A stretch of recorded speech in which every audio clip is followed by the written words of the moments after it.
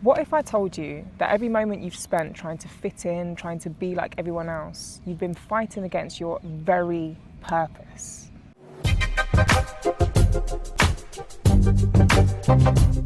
What if the thing you've been seeing as your biggest weakness, being different, is actually your greatest strength? Today we're talking about why you were never meant to fit in and why that's the greatest news you'll hear this week. So here's the truth. The world doesn't need another copy. It needs the original you. I've spent years of my life trying to squeeze myself into boxes that were never meant for me. I used to laugh at jokes that weren't funny to me. I used to engage in conversations that used to bore me to death. You know what happened? I became a watered down version of other people and really bad at being myself. What I want you to understand today is that you were never meant to fit in. You were meant to stand out, not in a loud, attention-seeking way, but in an authentic, irreplaceable way. Think about any person that's ever made a difference in this world. Every innovator, every artist, every leader who actually moved the needle forward. They all had one thing in common. They stopped trying to be like everyone else. Steve Jobs didn't fit in with traditional business culture. Rosa Parks didn't act like society expected her to. They weren't trying to be different for the sake of being different. They were being authentically themselves, and that authenticity changed the world. But here's the part that most people miss. When you embrace your authentic self, you don't just help yourself, you give everyone around you permission to do the same. There's actually fascinating research behind this. Psychologists have found that when we try to conform, we activate the same stress responses in our brain as when we're in physical danger. Your body literally treats inauthenticity as a threat.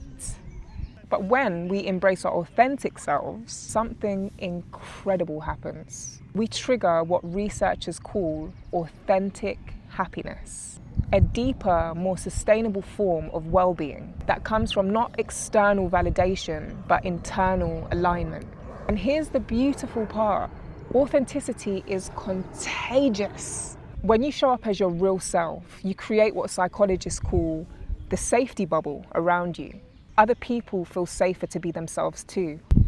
You know that feeling when you meet someone who's just completely unapologetically themselves? How refreshing is it? How it makes you want to drop your own mask. That's the gift you give the world when you choose authenticity over conformity. So how do you start? How do you break free from the fitting in trap? First, start small. Notice when you're performing versus when you're just being. Maybe it's choosing music that you actually like and not what's popular. Maybe it's sharing an opinion that's different from the group. Maybe it's pursuing a hobby that others think is weird. Second, pay attention to your energy. Authenticity energizes you. Performance exhausts you.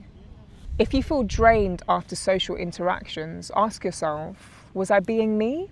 Or was I being who I thought they wanted me to be? Third, remember some people won't like the real you, and that's not just okay, it's necessary. If everyone likes you, you're probably not being authentic enough. The right people, the right tribe, they'll love you more for being genuine. Here's something crucial. Your weird is someone's normal. That thing about you that you think is too much, too different, too strange. Someone out there is looking for exactly that. Your authenticity might be the one thing that helps them feel less alone in this world.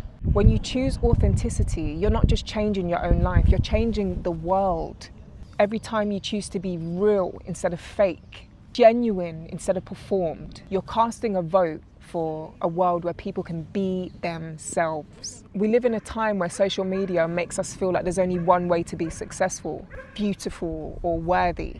Your decision to be authentically you is an act of rebellion against that. The world needs your specific perspective. It needs your unique way of solving problems, your particular sense of humor, your individual way of caring about things. There are people out there who need to see someone like you living authentically, so they know it's possible for them too. You might be the person who gives someone else permission to be themselves. Your authenticity might be the light for someone else to find their way out of the conformity trap. So here's what I want you to do this week. Find one area of your life where you've been performing instead of just being. Maybe it's how you dress, what you post online, how you talk in meetings, or what you do in your spare time. And in that one area, try being more you. Not the you that you think other people want to see. The you that comes most natural to you when nobody's watching. Notice what happens. Notice how it feels. Notice how others respond. I promise you this, the people that love you will love you more. And the people that don't, they weren't your people anyway. You were never meant to fit in because the world has enough copies. What it needs is the original you. Stop trying to be like everyone else. The world is waiting for who you truly are. The affirmation I'll leave you with this week is, I honor who I truly am, and I give myself permission to show up fully and unapologetically in every space I enter. I honor who I truly am, and I give myself permission to show up fully and unapologetically in every space I enter. If you feel this message could help someone, please share it with them. And on that note, thank you so much for tuning in today. Have an incredible day, week, evening, whenever you watch this, and I shall catch you in the next one.